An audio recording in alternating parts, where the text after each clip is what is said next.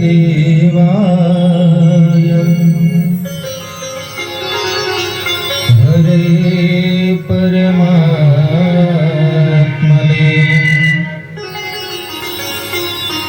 प्रणतक्लेशनाशाय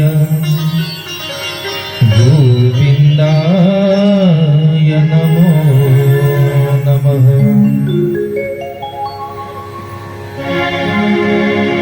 सच्चिदानन्दरूपाय विश्वोत्पत्त्यादिहेतवे तापत्रय विनाशाय श्रीकृष्णाय वयं नमः।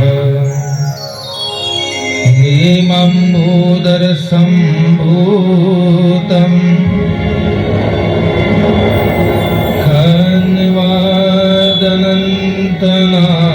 खन्वादनन्तनायका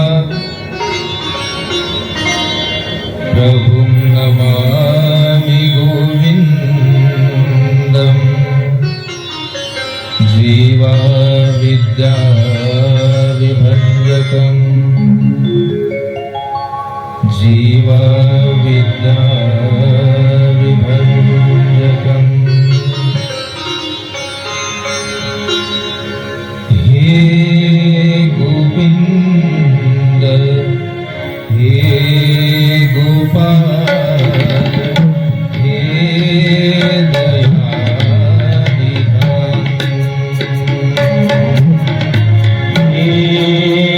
हे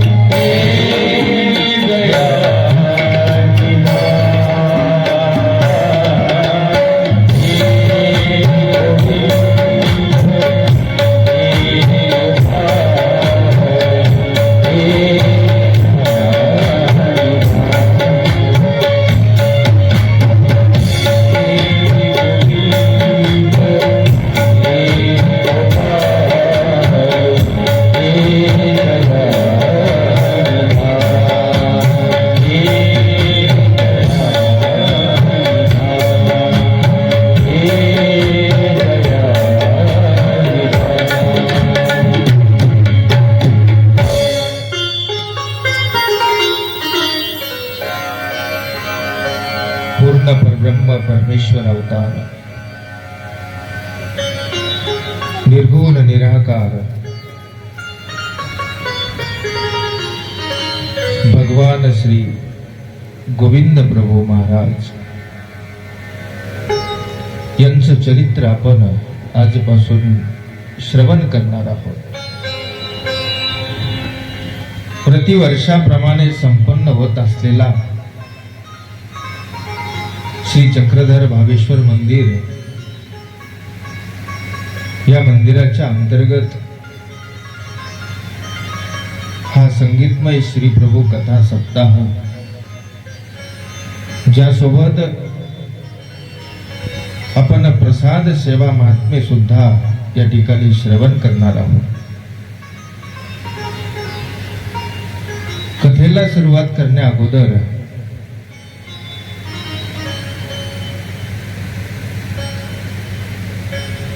ज्यांचं शुभचिंतन माझ्यावर आहे आणि सदोदित मार्गदर्शन मला मिळत असतं, प्रेरणा मिळत असते, प्रोत्साहन मिळत असतं, अशी आमची सर्व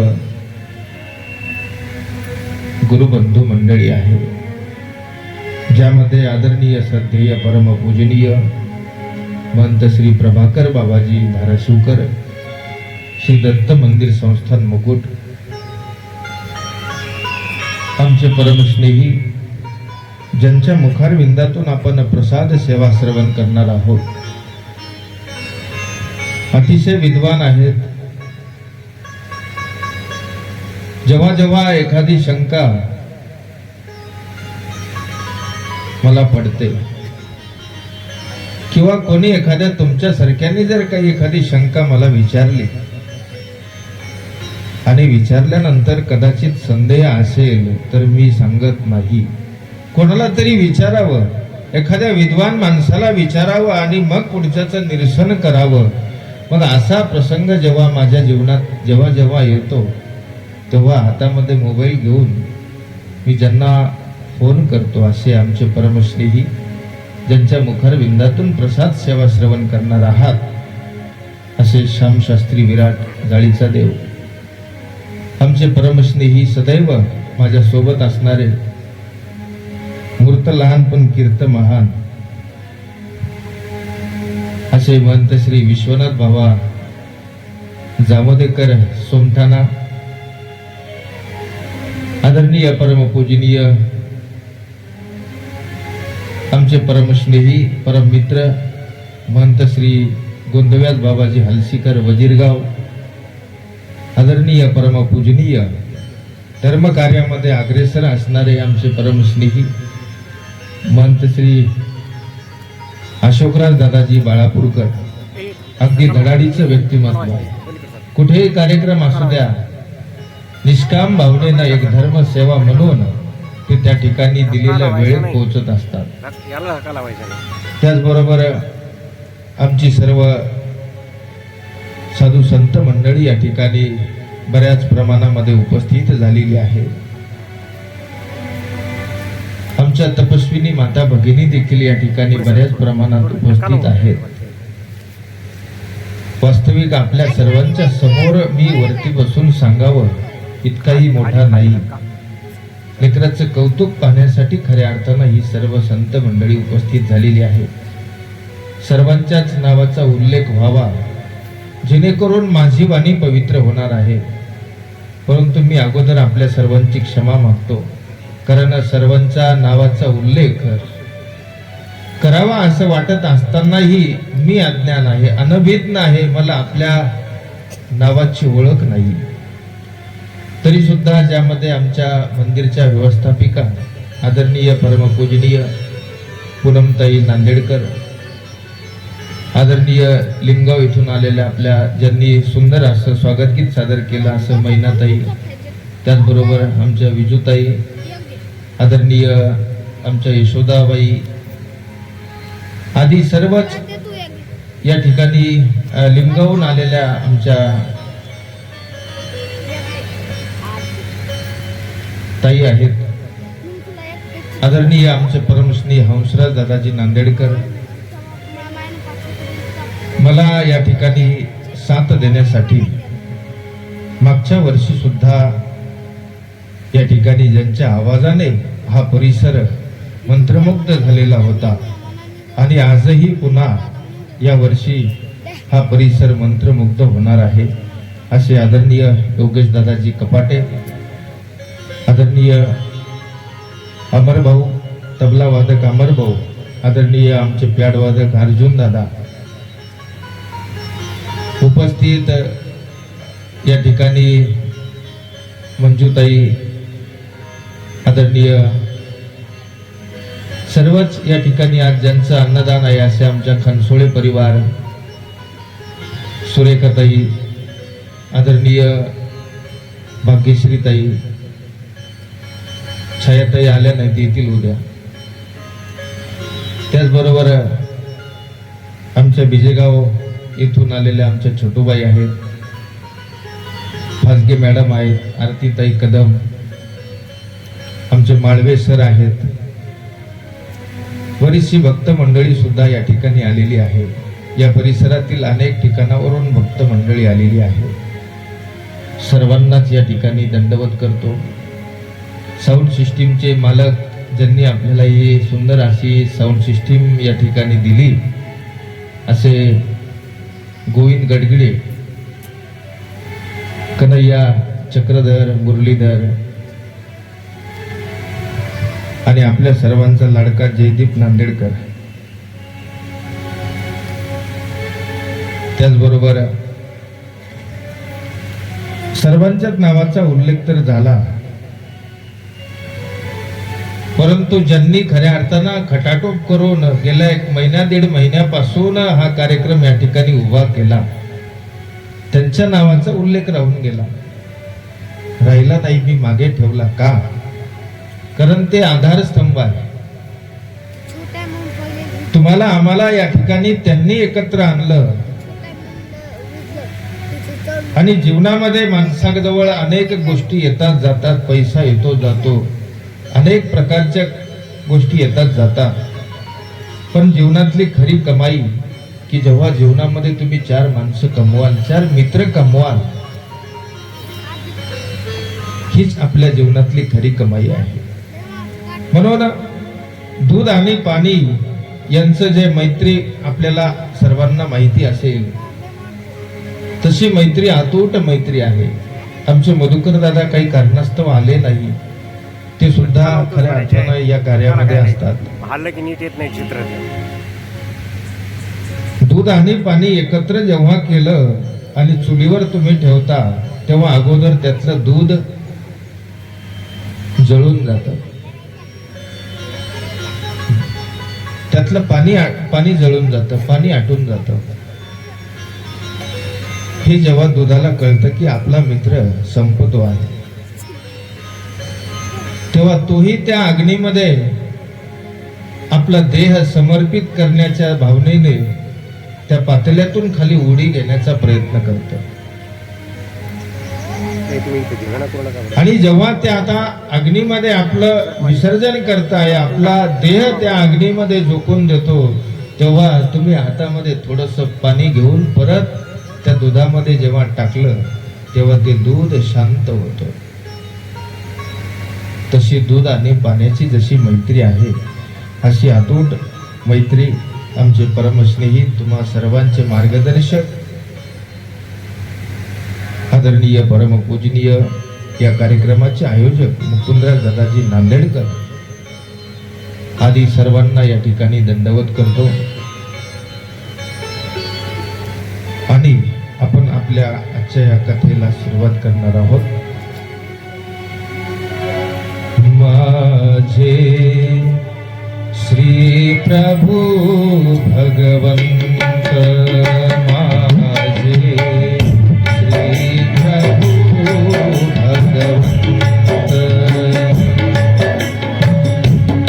जोगी एकच दयावंत, जोगी एकच दयावंत, माझे श्री प्रभु भगवंत,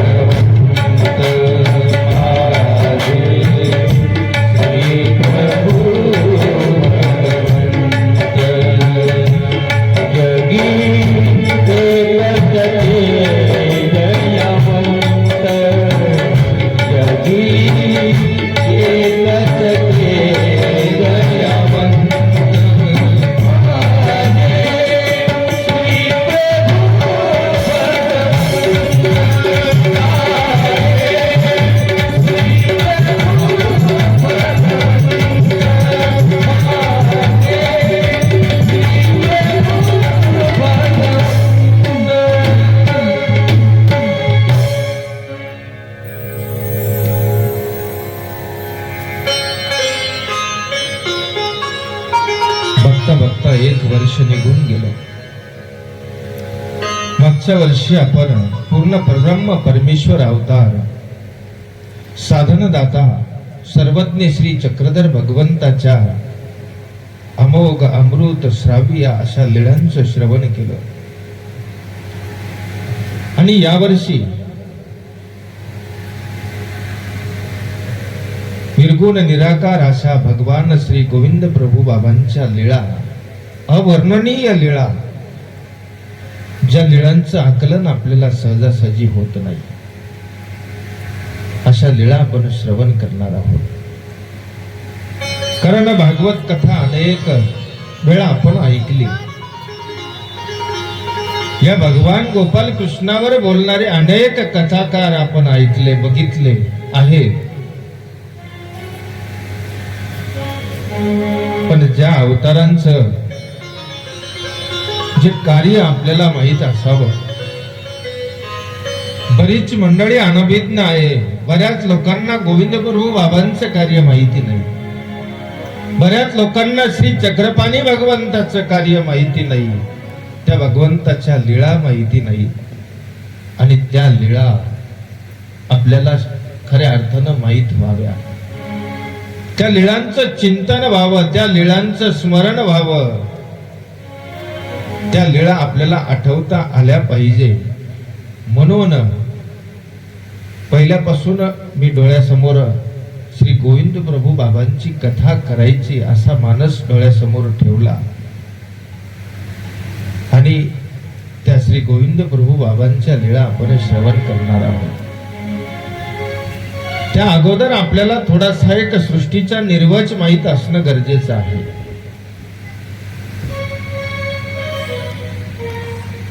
या जगामध्ये 4 पदार्थ,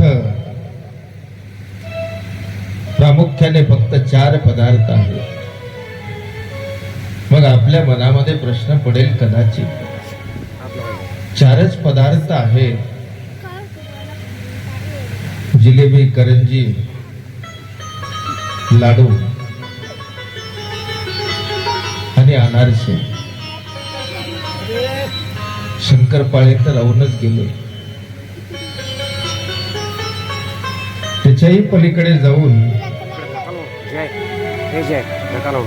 बासुंदी राहून गेली. कारण पंचावताराच्या ताटामध्ये अनेक पदार्थ आपण ठेवतो. 56 भोग ज्याला म्हटल्या जातात, असे अनेक पदार्थ आहेत. बाबा तर 4च सांगतात. तर हे अनादीचे 4 पदार्थ आहेत. या पदार्थाला कोणी निर्माण केलेलं नाहीये. काळे उपाय न नासे, त्याला नित्य असं म्हटलेलं आहे. एक नित्य आहे, एक अनित्य आहे. नित्य पदार्थाची व्याख्या आहे, कालांतराने किंवा उपाय करून नासल्या जात नाही ते नित्य. आणि काळे उपाय नासे ते अनित्य. आपण पाहतो व्यवहारामध्ये अनेक गोष्टी आपण अनुभवतो. काही पदार्थ संपतात, नाश पावतात, पण काही पदार्थ नाही. म्हणून हे अनादीचे 4 पदार्थ, जीव, देवता, प्रपंच आणि परमेश्वर, या 4 पदार्थांचं कार्य, कारण, स्वरूप, लक्षण आपल्याला माहिती असणं तेही गरजेचं आहे. प्रपंच हा जड आहे. या प्रपंचाला स्वतंत्र हालचाल नाही, सुख दुःख प्रणवत नाही. हा जड आहे, मिथ्या आहे, लठिका आहे. आणि जीव कसा आहे? बद्धमुक्त जीव आहे. नित्यबद्धा देवता आणि नित्यमुक्त परमेश्वर. जीवाला अविद्या बंद लागलेला आहे, अज्ञान बंद जीवाला लागलेला आहे. परंतु उपाय करून जर जीवाने ठरवलं तर हा अविद्या बंद सुद्धा पिटल्या जातो, नासल्या जातो. देवतेकडे 3 बंद सांगितलेले आहेत: अज्ञान बंद, अधीन बंद आणि त्रिगुण. रज तम सत्वाने सुद्धा देवता व्यापलेल्या आहेत. देवतेकडे अज्ञानत्व आहे, देवतेकडे अधीन बंध आहे. उच्चेच्या अधीन नीच देवता, तिच्या अधीन तिच्या खालची देवता, हा अधीन बंध आहे. आणि परमेश्वर कसा आहे? परमेश्वर नित्य निरंतर मुक्त म्हणजे मोकळा. तो स्वतः मोकळा असून अनेकांना मोकळा करणारा आहे, अनेकांना. आणि या परमेश्वराच्या स्वरूपी जो आनंद आहे अव्यक्त स्वरूपामध्ये, तो आनंद असा ओसंडून वाहत चाललेला आहे. आणि उन्हाळ्याच्या दिवसामध्ये जेव्हा आपल्या या नांदेड सारख्या शहरामध्ये 10-15 दिवसाला एकदा नळ येतात, तेव्हा आपल्या सर्वांची एकच धावपळ उडालेली असते. प्रत्येकाला पाणी भरायचं असतं. म्हणून आपण आपल्या घरामधले सगळे, काही टाक्या असतील, काही भांडे असतील, काही बाटल्या असतील, ते सगळं आपण पाण्याने स्टोरेज करून ठेवतो, भरून घेतो. आणि घरामध्ये आता शेवटचं भांड आहे, ते भांड आपण नळाखाली नेऊन ठेवतो. ते भांड भरल्यानंतर आता उलथून जेव्हा पाणी वाहत चाललं, तेव्हा एखाद्या शेजारणीला आपण म्हणतो की तुला पाणी भरायचं असेल तर पाणी भरून घे. कधी आपलं जेव्हा आता संपूर्ण घरातले भांडे कुंडे सर्व आपण भरून घेतले, आता शिल्लक काहीच नाही, तेव्हा तेही भांड शेवटचं भरून जेव्हा वाया चाललं, तेव्हा आपण शेजारच्याला बोलतो. तसा हा परमेश्वराचा जो आनंद आहे, तो परमेश्वराचा आनंद स्वतः स्वरूप आनंदमय आहे. आणि ओसंडून जेव्हा वाहत चाललं, आता हे वाहत जाणारा आनंद कोणाला तरी द्यावा म्हणून प्रपंचाकडे बघितलं. प्रपंच जड आहे, कारण कितीही प्रपंचाला सुखदुःख देण्याचा प्रयत्न केला तरी सुद्धा त्याला प्रणवणार नाही, त्याला स्वतंत्र हालचाल नाही. जसा आपल्या डोळ्यासमोर दिसणारी प्रत्येक वस्तू ही प्रपंच आहे. प्रपंच समोर दिसणारी पाण्याची टाकी आहे, कितीही कडक उन्हाळा पडला तरी तिला दुःख होणार नाही. तुमच्या सारख्याने विचार केला, बा इतक्या उन्हात आणत आहे, त्यावर छत्र करावं आणि एखादी एसी लावून त्या टाकीच्या चारी बाजूने थंडावा केला, तिला सुख वाटेल का? नाही वाटणार. का तर ती जड आहे, तिला सुख दुःख प्रणवणार नाही. या प्रपंचाला सुख दुःख प्रणवणार नाही. म्हणून हा आनंद प्रपंचाला देऊन सुद्धा फायदा नाही. मग देवतेकडे बघितलं, देवतेकडे 3 बंध असल्यामुळे देवतेलाही हा आनंद प्रणवणार नाही. मग जीवाकडे बघितलं, जीव कसा आहे सांगितलं. जीव कसा आहे? जीव जैसा संगी ठेविजे तैसा ठाके. अरे जीवाकडे तर बंध आहे, अज्ञान बंध आहे, अविद्या बंध आहे. जीवाला अविद्या लागलेली आहे. पण देवाने बघितलं, जर जीवाने प्रयत्न केला तर ही अविद्या सुद्धा नासू शकतो हा जीव.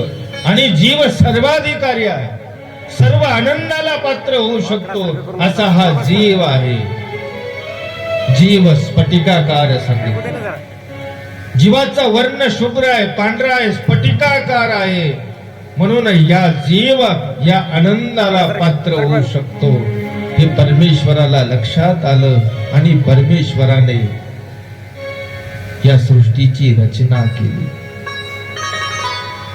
जीव निरानंदी पडलेला आहे, तर तम स्वरूपामध्ये, मायेच्या तम स्वरूपामध्ये निरानंदी पडलेले आहेत. कसलंही आनंद नाही, सुख दुःख रहित आहेत पडलेले. आणि त्या जीवाला आनंद देण्यासाठी परमेश्वराने या सृष्टीची रचना केलेली आहे. सृष्टीने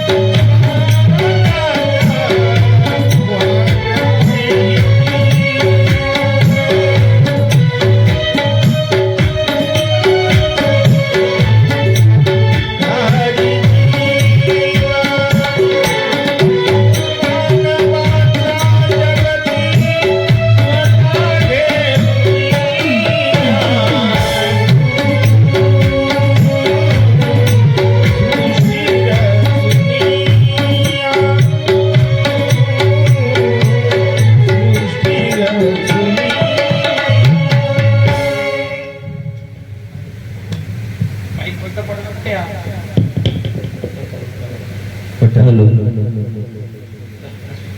माईक बंद पडला, मला ताणवलं शेवटी.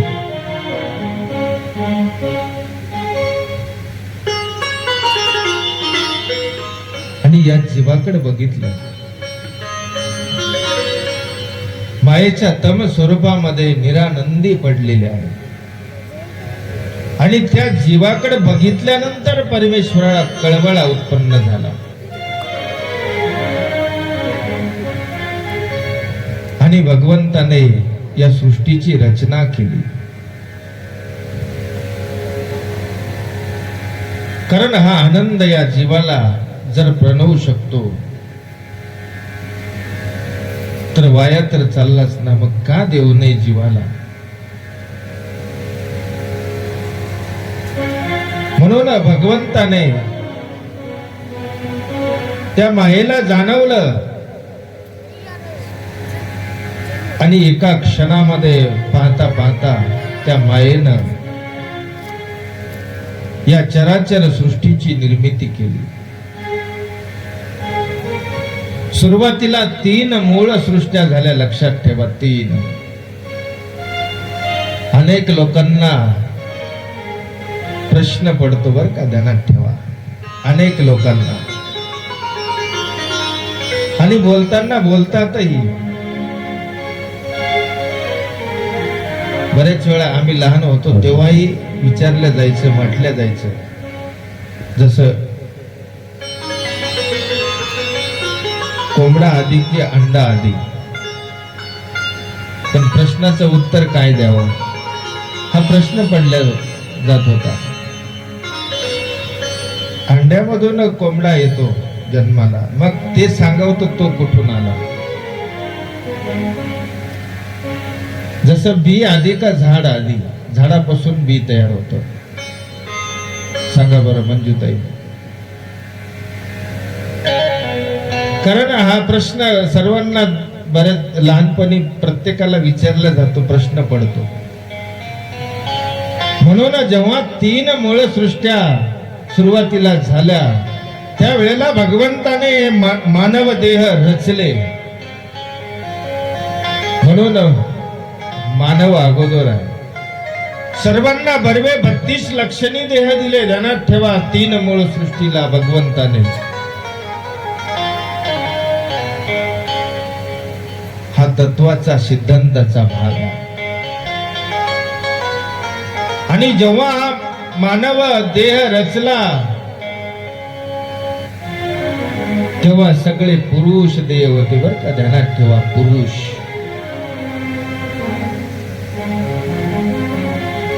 आणि हकेच्या अंतरावर भगवंताने अवतार धारण केला. हकेच्या अंतरावर. इथून आपण एखाद्याला हाक द्यावी, जिथपर्यंत आपला आवाज पोहोचतो तितक्या अंतरावर परमेश्वराचा अवतार झाला. आणि तो भगवंत बरवा 32 लक्षणी हा मनुष्यही होता, परंतु या परमेश्वराकडे लावण्य, सौभाग्य, औदार्य, दया, मया, कृपा, करुणा हे आगळे गुण होते. चेहऱ्यावर असा आनंद होता.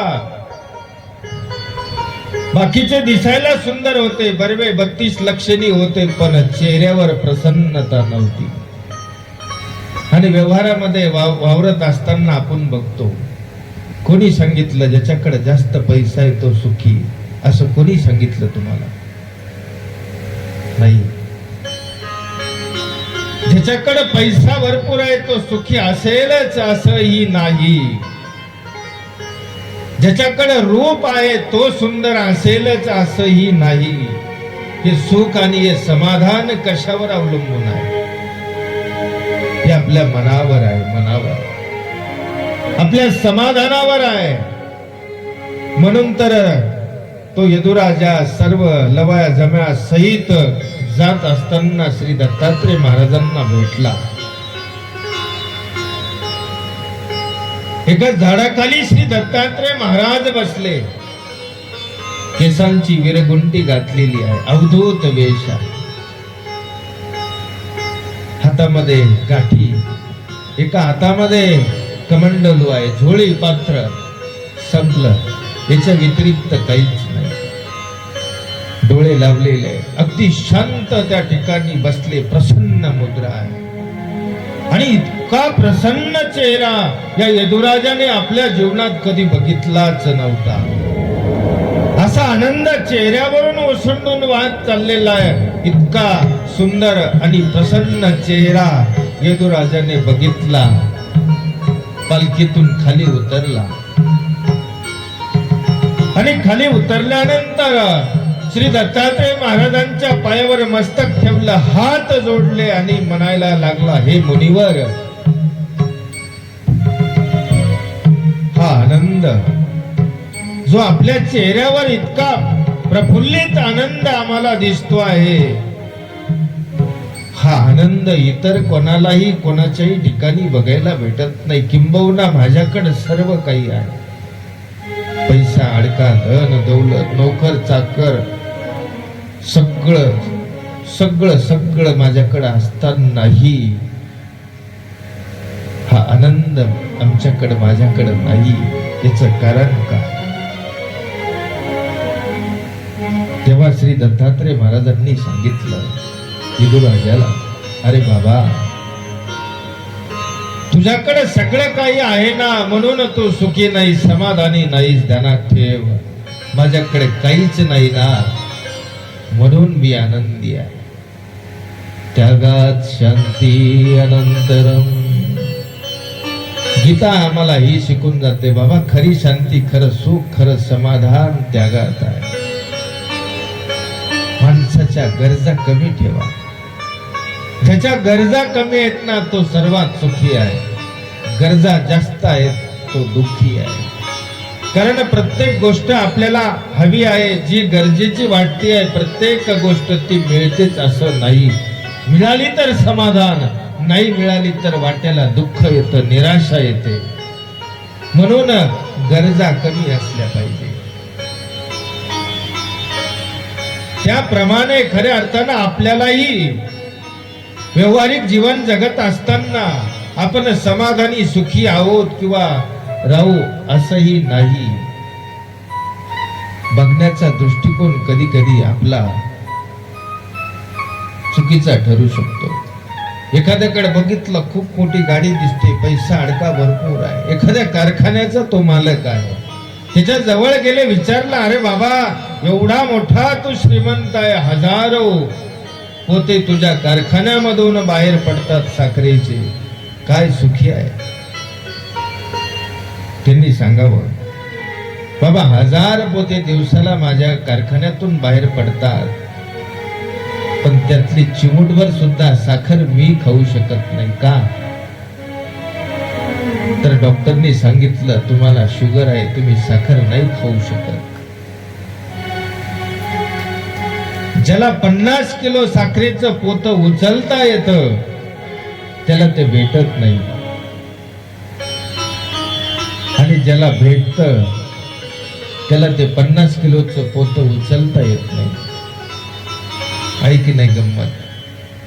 म्हणून सुखी कोण आहे हे तुम्ही आम्ही वरतून नाही ठरू शकत, ध्यानात ठेवा. तसं त्या मूळ सृष्टीला सगळे सुंदर होते, सगळे बरवे 32 लक्षणी होते, दिसायला सुंदर होते, पण चेहऱ्यावर जी प्रसन्नता आहे, आतली प्रसन्नता आहे, ती नव्हती. ती प्रसन्नता कशाने तयार होते? आचार्य श्री नागदेवांना एक जण भेटला आणि भेटल्यानंतर दंडवत केला, जवळ आला, बसला आणि विचारला, अरे बाबा, तुमच्या चेहऱ्यावर इतका आनंद आहे, इतकी प्रसन्नता आहे, तुम्ही काही त्रिकाळ स्नान करता का? 3दा स्नान करता? आचार्यांनी सांगितलं, अरे बाबा, मी तर 8-8 दिवस स्नान करत नाही, 4-4 दिवस स्नान करत नाही. किंबहुना आमची सर्व साधू संत मंडळी कधी कधी 3-3, 4-4 दिवस स्नान करत नाही. बघा तेज त्यांच्या चेहऱ्यावरच. हे तेज कशाचं आहे? हे आंघोळ केल्यावर तुम्ही काही एखादी क्रीम लावल्यानंतर, पावडर लावल्यानंतर तेज येणार आहे का? नाही. अंतःकरणातला जो खऱ्या अर्थानं ओलावा आहे, अंतःकरणातलं जे ज्ञान आहे ते तुमच्या चेहऱ्यावरती चमकत. आचार्यांनी सांगितलं, आकाशामध्ये तारांगणे दिसतात, चांदण्या दिसतात. त्या किती वेळा स्नान करतात प्रभाकर बाबा? त्या काही तीनदा स्नान करतात का? नाही. त्याच्या भीतरी असे ते चमकतात.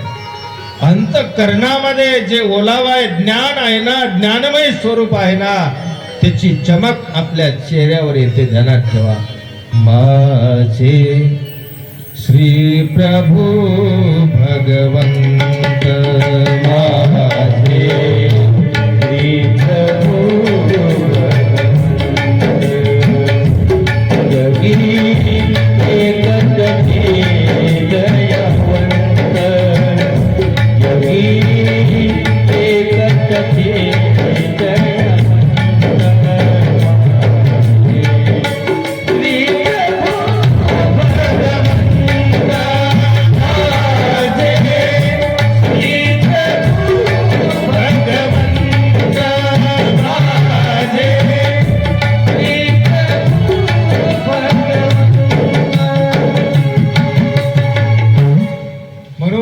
चेहऱ्यावरचा जो आनंद आहे ना, तो भगवंताच्या चेहऱ्यावर फक्त दिसत होता.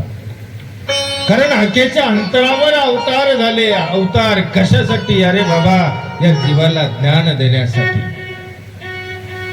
आणि मुळात जर तुमच्या जीवाचा उद्धार करायचा आहे ना, उद्धार भगवंताला, या जीवाचा, तर अगोदर ज्ञान आहे.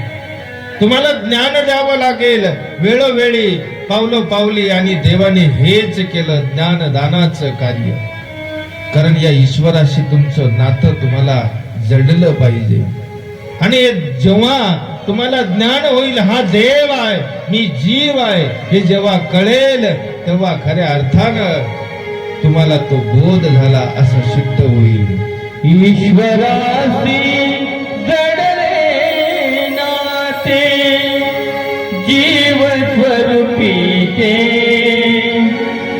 ईश्वराशी जडले नाते, जीव स्वरूपी ते, उद्धरण होई जीवाने, उद्धरण होई जीवाने, उद्धरण होई जीवाने, उद्धरण होई जीवाने. ईश्वराची जडले नाते, ईश्वराची जडले नाते, जीव स्वरूपी ते, उद्धरण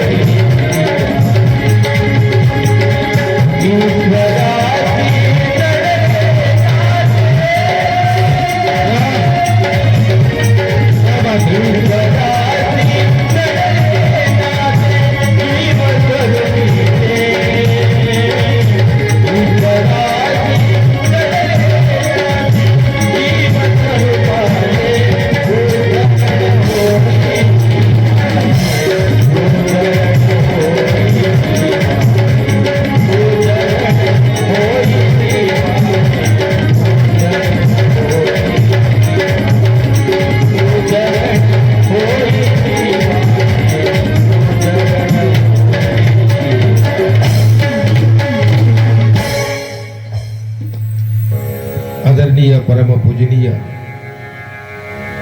सर्वज्ञ विद्यापीठाचे कुलगुरू, ज्यांच्यापासून मी काही ब्रह्मविद्येचे धडे गिरवलेले आहेत असे आचार्य प्रवर माळवाडगाव निवासी दादाजी यांनी हे भजन तयार केलेलं आहे. योगेश दादा माळवाडगावचे बाबा. आणि इथपर्यंत येत असताना काही अनेक गुरुजनांचा आशीर्वाद, गुरुजनांकडून मला काही प्रेरणा मिळाल्या. कारण हे आशीर्वादाचंच फळ आहे. मी आपल्या समोर बोलतो आहे हे गुरूंची प्रसन्नता असल्याशिवाय नाही. म्हणून काही गुण ज्यांच्याकडून मला वर्तले अशा गुरुजनांचा नामोल्लेख सुद्धा करणं अनिवार्य आहे. जसं माळवडगाव निवासी दादाजी, त्यांच्याकडून मला काही गुण वर्तले. आदरणीय परमपूजनीय साहित्याचार्य, आमचे सर्वांचे श्रद्धास्थान वंबोरी निवासी आचार्य श्री मामाजी आहेत. उपाध्य कुलभूषण आचार्य प्रवर भवन निवासी बाबाजी, माझे विद्यागुरुवर्य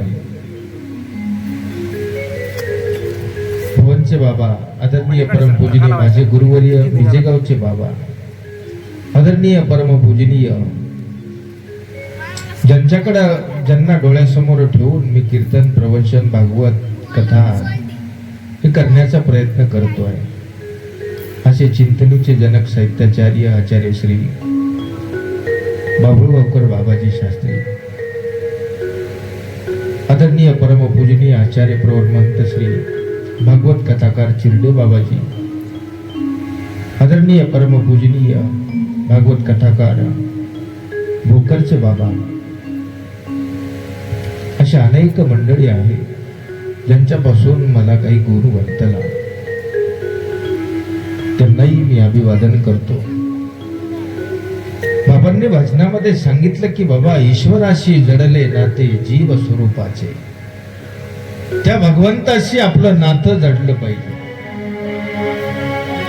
भगवंताने हाकेच्या अंतरावर अवतार घेतले. प्रत्येक हाकेच्या अंतरावर एक एक अवतार झाला. बरवा 32 लक्षणी सगळं आणि या जीवांना ज्ञान देतो.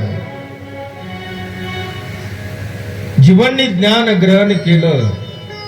पण गंमत बघा, आता या प्रवाही सृष्टीला 3 सृष्ट्यानंतर प्रवाही सृष्टीला एका युगामध्ये अनेक अवतार झाले. पण एका अवताराने अनेक जीवांचा उद्धार केला. भगवान गोपालकृष्ण भगवंतांनी अनंत जीव उद्धरिले. माझ्या देवाने साधनदात्याने सांगितलं, बाई श्री कृष्ण चक्रवर्ती अनंत उद्धरिले, अनंत जीवांचा उद्धार केला. फक्त उद्धवार्जुन हे पुराण प्रसिद्ध आहे, ध्यानात ठेवा. अनेक जीवांचा उद्धार केला. तसं या मूळ सृष्टीला हकेच्या अंतरावर अवतार झाले, परंतु एकही जीव उद्धरल्या गेला नाही.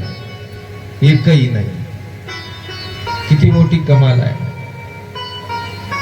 कारण त्यांनी विचार केला, प्रत्येक विकल्पाला शरण गेले. अरे बाबा, मनात कल्पना केली की बाबा हाही त्यांच्यासारखा दिसतो, हाही देव का नसावा. सगळेच तर सारखे दिसतात. हाही देव का नसावा, तोही देव का नसावा. सगळे विकल्पाला शरण गेले. मग या 3 मूळ सृष्टीमध्ये एका मूळ सृष्टीला आगंतुक केलं. आगंतुक म्हणजे मानसिक, अनारब्ध म्हणजे वाचिक आणि प्रारब्ध म्हणजे शारीरिक. कर्माचे 3 प्रकार आहेत, मानसिके, वाचिके आणि शारीरे. काही आपण शारीरे, एखाद्याला मारतो स्वतः हातामध्ये काही एखादी काठी घेऊन, ही शारीरिक कर्म झालं. एखाद्याला बोलून मन दुखवतो, हे वाचिक कर्म आहे. किंवा एखाद्याला मनातल्या मनात शिव्या देतो, ही मानसिक कर्म आहे. देतो की नाही मनात शिव्या, बोलून नाही दाखवत, मनातल्या मनात. मग या मूळ सृष्टीला असंच झालं. पहिल्या मूळ सृष्टीला आगंतुक केलं, मानसिक केलं, नंतर वाचिक केलं, नंतर शारीरिक, आगंतुक, अनारब्ध, प्रारब्ध, आणि या मूळ सृष्टीच्या नंतर प्रवाही सृष्टी ज्याने जशी कल्पना केली, जशी जोड जोडली, तसा तो चतुर्विध कर्मफळामध्ये गेला. तोपर्यंत चतुर्विध कर्मफळ झालेले नव्हते. श्यामबाबा बरोबर आहे का? चुकल्यावर सांगा बरं. स्वर्ग, नरक, कर्मभूमी, मोक्ष या ते चतुर्विध कर्मफळ बोलिले.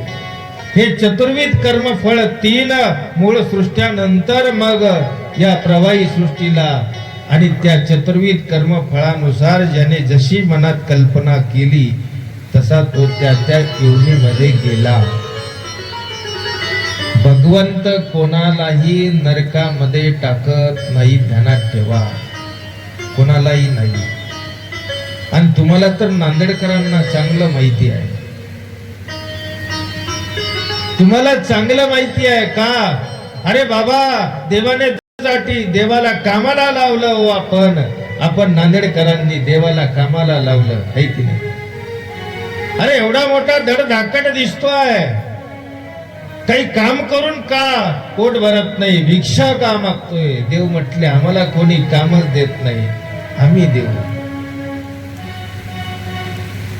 देवालाही त्या ठिकाणी गाई गो राखायचं काम. ही लीळा तुम्हाला अनेक वेळा माहिती आहे, सांगितली, ऐकली, आणि तुमच्या जवळची लीळा मी सांगणार नाही, पण त्यातला मतितार्थ कळाला पाहिजे ना आपल्याला. तो मतितार्थ आपल्याला लक्षात घेता आला पाहिजे. देवाने 2 अटी प्रामुख्याने सांगितल्या त्या ब्राह्मणाला. अरे बाबा, आम्ही नेऊ चारू, पण धुणार नाही, दूध काढणार नाही. अरे आम्ही गाईला सोडू, पण बांधणार नाही. ध्यानात ठेवा, मुक्तीदायी तो कसा बांधशील, दाता तू तर कसा दोहशील. घरा येऊनी देवा मुच्या राखियास गाई, प्रभू तुझ ओळखले नाही, प्रभू तुझ ओळखले नाही. घरा येऊनी देवा मुच्या ओळखले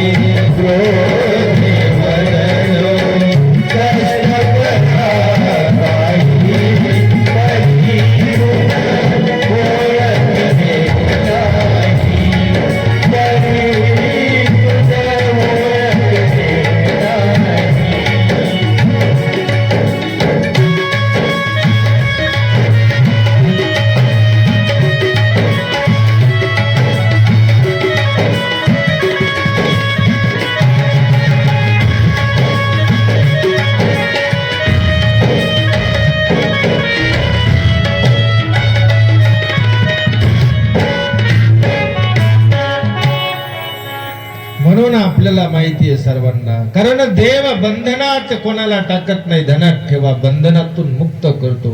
चतुर्विध कर्मफळाला जीव गेले हे ज्यांच्या त्यांच्या अर्जकत्वानुसार, ज्यांनी जशी जोड जोडली ना तो त्या कर्मफळामध्ये गेला. देवाने टाकलं नाही हे ध्यानात ठेवा. मग आता ही मूळ सृष्टी आणि प्रवाही सृष्टी यातलं खूप अंतर आहे, भेद आहे. आणि याच मूळ सृष्टीला सांगतो एकही जीव उद्धरला नाही. आणि आता उद्धरणाचं कार्य त्याही पेक्षा कमी अवतार असून अगदी जोरात होत आहे. कारण एका एका अवताराने अनंत उद्धरले. आपल्याला प्रमाण आहेत, अनंत उद्धरले.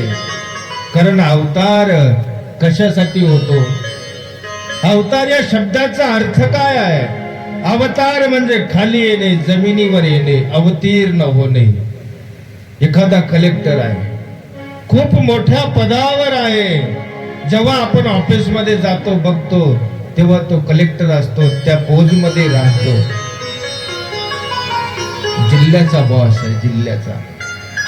पण जेव्हा तो घरी येतो ना, आणि 2 वर्षाचा बाळ जेव्हा घरी आल्यानंतर त्या बाळाला तो हातामध्ये घेतो, त्या बाळाकडे बघतो, त्याला खेळवतो ना, तेव्हा तो इतका खाली येतो, इतका खाली येतो, जमिनीवर येतो आणि आपल्या गुडघ्यावर रांगायला लागतो. त्या बाळाला आपल्या खांद्यावर घेतो, त्या बाळाला आपल्या पाठीवर घेतो.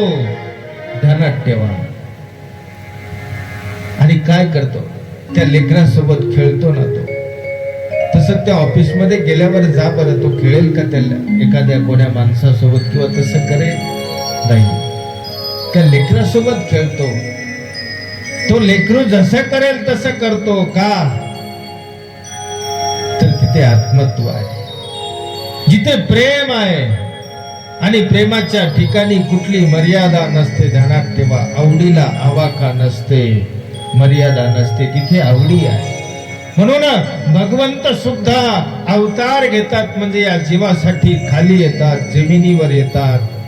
आणि कसलाही मनामध्ये यत्किंचितही भगवंत मी देव आहे, परमेश्वर आहे असा यत्किंचितही मनामध्ये भगवंताला वाटत नाही. तो जमिनीवर येतो, खाली तुमच्या सोबत राहतो आणि मग तुमच्यामध्ये मिसळून तुम्हाला ज्ञानदानाचं कार्य करतो.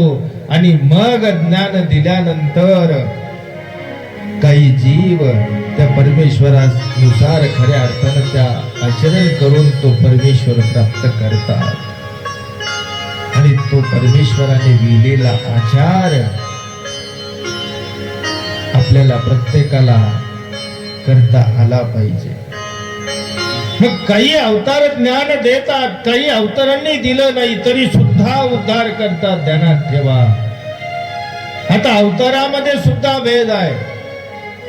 अवतारामध्ये एक उभयदृश्य अवतार असतो, एक नसुद्धा अवरदृश्य आहे, एक नसुद्धा परदृश्य आहे, एक अवर आच्छादनीचा परदृश्य आहे, एक पर आच्छादनीचा अवरदृश्य आहे. हे अवतारातले भेद आहे. एक परत अवतार घेण्याच्या 4 परी आहेत, 4. पण परमेश्वर 3 परीने अवतार घेतो. गर्भपतीत दवडणे, गर्भी स्वीकरिती का, पतिताते उठविती का, जीवाते दवडिती.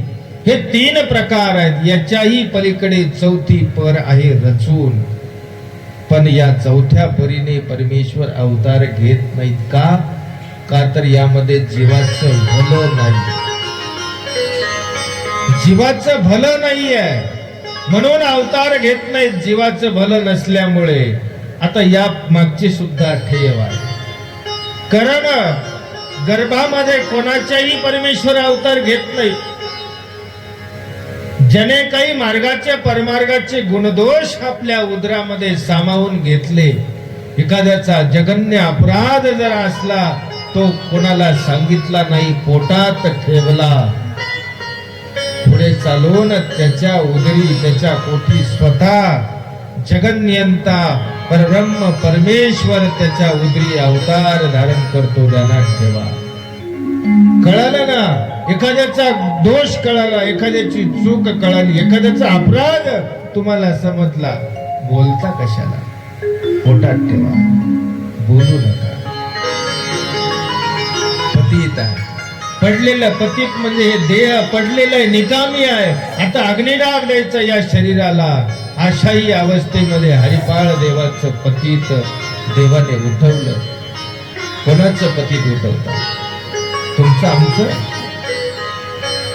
नाही. हे पतित कोणाचं उठवतात या मागची एक ठेव आहे. पडलेला पदार्थ आहे, वाया जाणारा पदार्थ आहे ना, तो पदार्थ वाया जाऊ दिला नाही. एखादी सुगरणबाई असते, 10 लोक येणार आहेत, 5च आले, भाजी 10 लोकांची केली, पण 5 लोकांची उरली आणि ती उरलेली भाजी भेटली. सकाळी उन्हाळ्याचे दिवस होते, फेकून द्यावे नाही. त्या बाईनं डोकं लावलं, ती भाजी पिठामध्ये कालवली, तिचे धपाटे बनवले आणि मग ते सर्वांना वाढले, पण वाया जाऊ दिलं नाही. परमार्गाचा कुठलाच पदार्थ वाया जाऊ दिला नाही. पुढे चालून त्याचं सुद्धा पतित भगवंत स्वीकार करतात. आता प्रश्न आहे आणखी तिसरा, दवडलं. एखादा जीव गर्भामध्ये आलेला आहे, त्या ठिकाणावरून त्या जीवाला काढून स्वतः परमेश्वर तिथे अवतार धारण करतात. कोणाच्या? अरे बा, एखादा दोषाला अनेक दोषांनी चुळबुळून भरलेला आहे आणि तो धर्मापासून चालला, त्या जीवाला ज्ञान देऊन पुनश्च धर्मावरती आणण्याचं कार्य ज्याने केलं, त्याचं दवडणं करतात. ध्यानात ठेवा, त्या 3 पर्याय, परमेश्वर अवतरण्याच्या 3 पर्याय, अवताराचे सुद्धा प्रकार बघितले. काही उभयदृश्य अवतार आहे. माझ्या देवाने श्री चक्रधरांना पर आणि आवर दोन्हीचाही त्या ठिकाणी शक्तीचा स्वीकार केला. श्री दत्तात्रय महाराजांनी दोन्ही शक्तीचा स्वीकार केला. श्री गोपाल कृष्ण भगवंताने दोनही शक्तीचा स्वीकार केला. हे उभयदृश्य अवतार. ज्या अवताराचं आपण आता लीळा श्रवण करणार आहोत, ज्या अवतारांचं वर्णन तुम्ही श्रवण करणार आहात, त्या श्री गोविंद प्रभू बाबा हे आवर आच्छादनीचे परदृश्य अवतार. श्री चक्रपाणी महाराज पर आच्छादनीचे आवर दृश्य, पर आच्छादले आवर प्रगट केले श्री चक्रपाणी भगवंतांनी. पण गोविंद प्रभू बाबांनी आवर आच्छादलं, पर प्रगटीय केले. मग यामध्ये एखादा न सुद्धा आवर दृश्य अवतार आहे, तो 3 दान देत असतो. जो परदृश्य अवतार आहे तो 3.5 दान देत असतो आणि जो उभय दृश्य आहे तो 4. लीळा, संबंध, ग्रहण आणि कैवल्य हे 4ही दानाचं दातृत्व हा उभय दृश्य अवतार करत असतो. पण जो परदृश्य आहे तो 3.5 दान. मग 3.5 ते कसे हो? कारण लीळा, संबंध, ग्रहण हे 3ही दान त्या अवताराकडून वर्ततात. भाजगे मॅडम, 3ही दान वर्ततात, परंतु अर्ध कैवल्य. आता अर्ध कैवल्य कसं? कारण साधन चरित न करता साध्य देणे. जसं गोविंद प्रभू महाराज प्रतिदिनी 60 जीवांचा अविद्या छेद करायचे. ध्यानात ठेवा, प्रतिदिनी. साधन चरित न करता साध्य स्वरूपी ब्रह्मस्वरूपी आओ मेली जाय ब्रह्मा होय म्हणे. याला अर्ध कैवल्य म्हणतात. आणि अशा पद्धतीने हे अवतार परंपरा आणि ह्या गोविंद प्रभू बाबांचा सुद्धा परदृश्य अवतार आहे. मग या भगवान गोविंद प्रभू महाराजांनी कशा पद्धतीने अवतार धारण केला हे आता आपण थोडक्यात बघून उद्यापासून त्या अवताराच्या लीळा श्रवण करणार आहोत. माझे श्री प्रभू भगवंत, माझे श्री प्रभू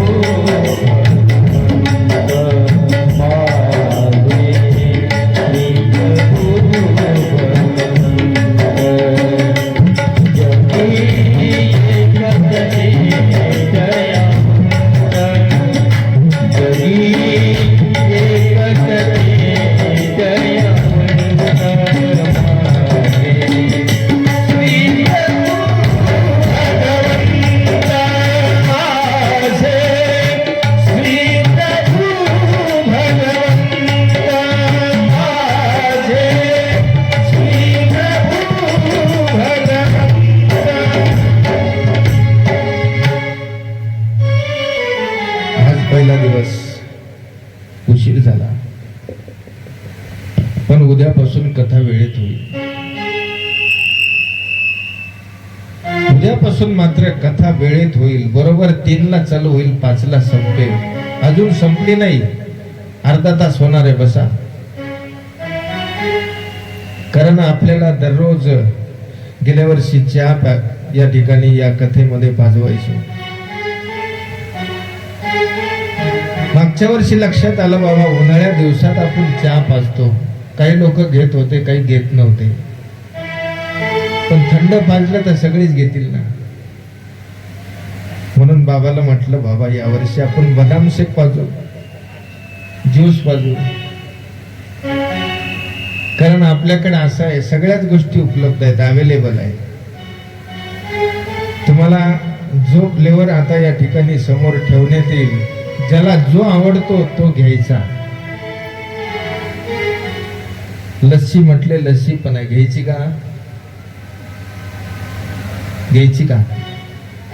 नाही नाही म्हणतात बा. इकडं घ्यायचा काय? तुम्हाला चहा घ्यायचा का लस्सी? चहाच. तिकडे काय हो, उन्हाळा असो पावसाळा असो, आमच्या मंडळीला चहाच लागतो. पण या चहानं खूप मोठं नुकसान झालं बरं का आपलं. कुठेही गेलं की लोक चहा घ्या म्हणतात. चहा, या चहानं खूप मोठं नुकसान झालं. पण असा हा एक आगळा वेगळा चहा, भक्ती रसातला चहा या ठिकाणी आपण दररोज अनुभवणार आहोत. म्हणून मन मोकळेपणानं, आपल्याकडे वेळ कमी आहे, 1 मिनिट आपल्याला त्या भक्ती रसामध्ये न्हावून निघायचं आहे. त्या भक्ती रसातला चहा आपल्याला प्रत्येकाला घ्यायचा आहे. आपण सगळ्यांनी एकदा हात वर करा मोकळ्या मनानं.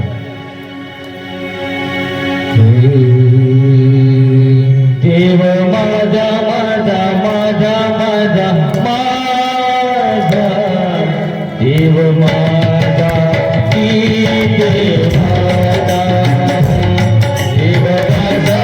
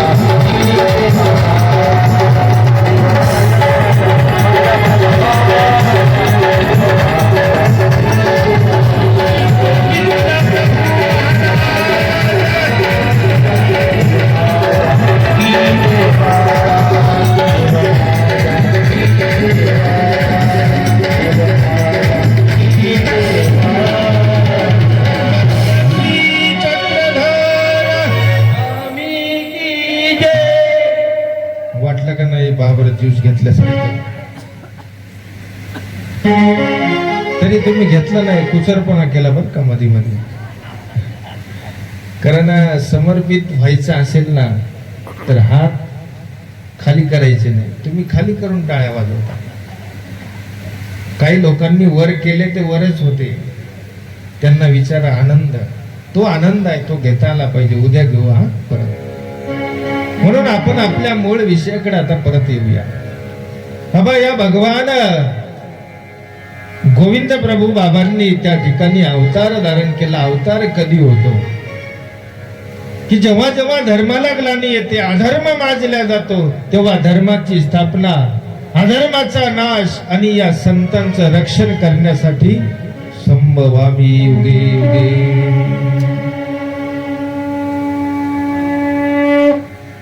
प्रत्येक युगामध्ये मी अवतार धारण करतो असं भगवान गोपाल कृष्ण भगवंताने सांगितलं. म्हणून त्याही काळामध्ये त्या परिस्थितीमध्ये शके 1089 सालामध्ये त्या रुद्रपूर प्रांतामध्ये, त्या विदर्भामध्ये अशी परिस्थिती होती तत्कालीन. जसं आज चौवर्ण आपण माहिती आहे, आपण वावरतो या विज्ञान युगामध्ये. वावरत असताना आता तुम्हाला सांगतो, आता सरासरी जातीभेद वर्णावर्ण कोणी पाळत नाही, पण त्या काळामध्ये कटाक्षाने पाळल्या जात होते. जो शूद्र जातीचा आहे, जो हीन कुळामध्ये जन्मलेला आहे, त्याच्यावर अन्याय होत होते, अत्याचार होत होते. त्याचं दर्शन घेतलं तरी सुद्धा लोक आंघोळ करायचे. त्याचं दर्शन झाल्यावर, त्याचं तोंड पाहिल्यावर आंघोळ करायचे. आणि विटाळ झाला, शिवाशिव झाली तर मारामाऱ्या व्हायच्या, भांडणं व्हायचे चुकून सुद्धा. जो मेन राजविधीचा रस्ता आहे, मेन रस्ता आहे, त्या रस्त्यावरून जात असताना त्यांनी आपली चप्पल हातामध्ये काढायची, हातामध्ये घ्यायची आणि पाठीमागे झाडू बांधून मग जायचं. अशा परिस्थितीमध्ये तिथले लोक राहत होते. कर्मकांडांचं थोतांड वाजलेलं होतं, वैदिक कर्मकांडांचं. ज्याला वाटेल त्यांनी तसं वागावं अशी परिस्थिती त्या ठिकाणी होती. आणि हा समाज, हा मानव त्या ठिकाणी या परिस्थितीचा सामना करत होता. पण घरानं सांगावं कोणाला? जिथे कुठे न्याय आहे, एखाद्याची चूक जर त्या ठिकाणी दरबारात सांगितली आणि जर न्याय मिळत असेल तर तिथे जाण्यात मजा असते. पण सांगावं कोणाला? आपला कैवार घेणारा कोणी नव्हता. अशा या सर्व लोकांची हाक त्या भगवंताने ओळखली, जाणली. आणि त्या काळामध्ये वेय नाम संवत्सरी भाद्रपद महिन्यामध्ये शुद्ध त्रयोदशीला, भाद्रपद महिन्यामध्ये 1089 सालामध्ये त्या भगवंताने पूर्ण परब्रह्म परमेश्वर अवताराने त्या ठिकाणी साक्षात कान्हव शाखेमध्ये अनंत नायक आणि नेमैसाच्या उदरी काटसूर गावामध्ये अवतार स्वीकारला. घडी घडी आठव, घडी घडी आठव, करून दिया वंदन श्री प्रभु.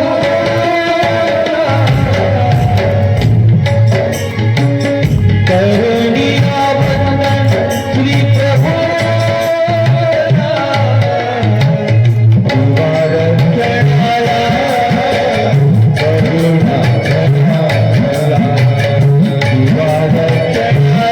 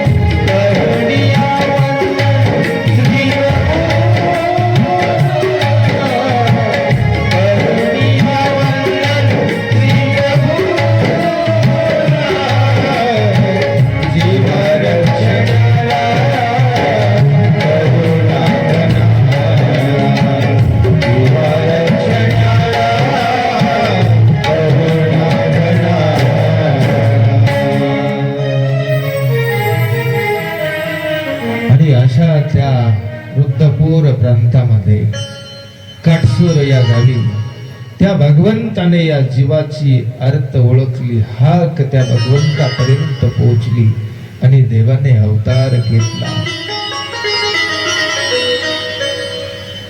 आणि अवतार घेत असताना त्या भगवंताची विलक्षणता बघा.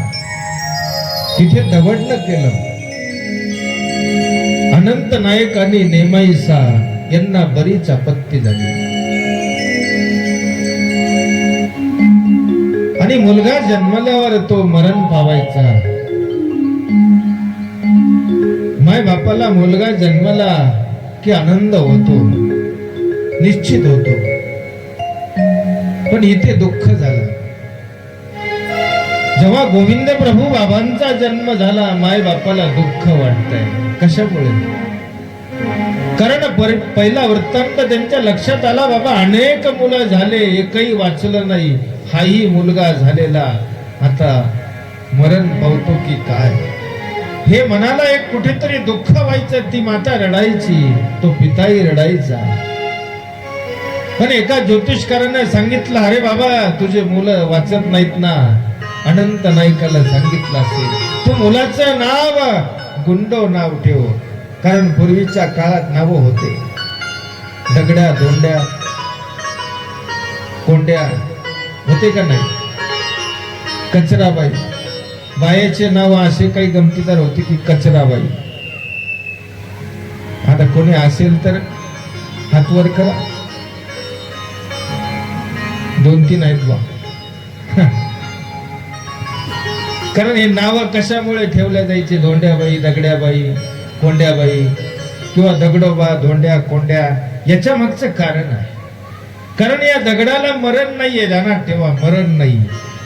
सालोसाल हजारो वर्ष झाले तरी तो दगड आहे तिथेच आहे, त्याला हालचाल नाही, त्याला मरण नाही. म्हणून त्यांनी सांगितलं, बाबा गुंडो. गुंडो म्हणजे काय? दगड. ते नाव ठेवायला सांगितलं, म्हणून ते नाव त्या भगवंताला ठेवलं, गुंडो. आणि आता मग मात्र ते मायबाप सुद्धा शांत झाले. का? कारण आता हा मुलगा बाकीच्या मुलासारखा सरला नाही. पण दुर्दैव असं, कारण मुलगा सरला नाही, पण मुलाचे आई वडील मात्र 1 वर्षाच्या आतमध्ये सरले. मुलाला जन्म दिला आणि 1 वर्षाच्या आतमध्ये सरले. मामा मावशीनं सांभाळ केला. मामा मावशीनं त्या मुलाचा सांभाळ केला. आता मुलगा तर इतका हुशार होता. मुलांचं जे काही सामर्थ्य आहे हे तर आपल्याला माझ्या देवाने सुद्धा सांगितलेलं आहे.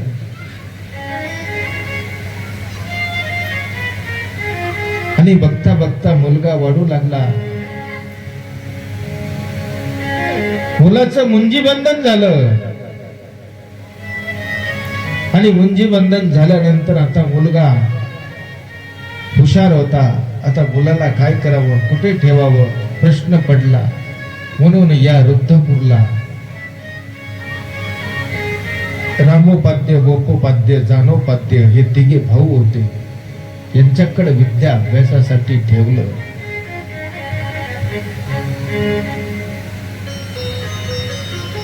आणि या श्री गोविंद प्रभू बाबांनी या रुद्धपूर परिसरामध्ये, रुद्धपूर मध्ये या जीवाच्या उद्धारासाठी 125 वर्ष, 125 वर्ष त्या रुद्धपूर मध्ये राज्य केलं.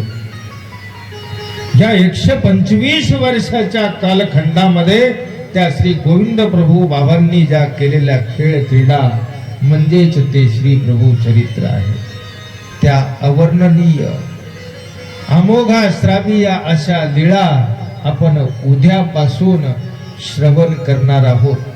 उद्यापासून आपण वेळेत या ठिकाणी या श्री प्रभू कथेला उपस्थित राहायचं आहे. आज पहिला दिवस होता, ही प्रस्तावना होती. कारण कुठलीही लीळा किंवा कुठलंही चरित्र सांगत असताना अगोदर खऱ्या अर्थानं आपल्याला एक प्रस्तावना महत्वाची असते, ती माहीत होणं गरजेचं आहे. पण उद्या नवीन येणाऱ्या लोकांसाठी प्रस्तावना त्यांना तुम्ही सांगा. कदाचित ते नवीन येतील, त्यांना कळणार नाही. तिसऱ्या चौथ्या दिवशी आले तर काय चाललं हेही कळणार नाही. पण तुम्ही जेवढे आलात तेवढे खरोखर भाग्यवान आहात. कारण किंवा इथून पुढे 7 दिवस 6 दिवस राहिले, 1 दिवस तर गेला. 6 दिवस जे कोणी राहणार आहेत ते भाग्यवान. का की पहिल्यापासून त्यांना प्रस्तावने सहित ऐकायला भेटलं. ध्यानात ठेवा, ते भाग्यवान आहेत लोक खरोखर. म्हणून अशा या लीळांचं श्रवण आपण उद्यापासून करणार आहोत. आजची जी सेवा ती त्या भगवंताच्या चरणी मी समर्पित करतो. माझे श्री प्रभू भगवंत, माझे श्री प्रभू भगवंत, योगी एकटते दयावंत, योगी एकटते दयावंत,